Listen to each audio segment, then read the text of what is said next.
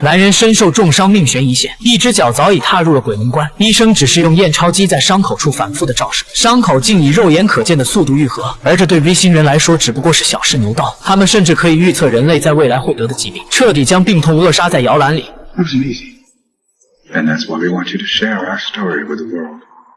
可拥有先进科技的 V 星人并没有占领地球，反倒是委曲求全讨好人类，只为拿到可以留在地球的合法签证。绝大多数人被 V 星人的演技蒙蔽了双眼，唯独少数有信仰的反叛人群知道在表象的背后似乎隐藏着更大更险恶的阴谋。他们逐渐发现，每个在母舱治疗过的人都会被 V 星人注射一种叫 R6 的疫苗。通过老黑提供的线索，很快就找到研发博士的信息，随后就埋伏在他下班的必经之路上。但老黑却将枪口对准了自己，原来是虚惊一场。他是为了击中准备反击的 V 星人。在老黑审问的过程中，对方趁他不注意突然吃下了药丸，转眼间他就开始发生自燃。其实每个 V 星人都会随身携带一粒自杀胶囊，不过老黑和对方的交谈让艾丽发现一个秘密。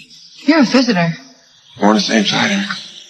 As long as you get close, what's gonna be?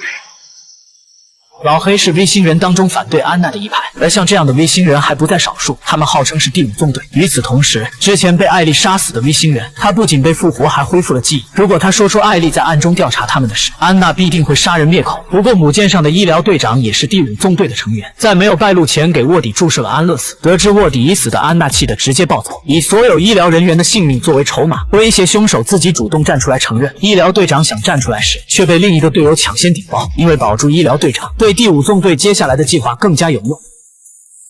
Long live the fifth column. Kill him.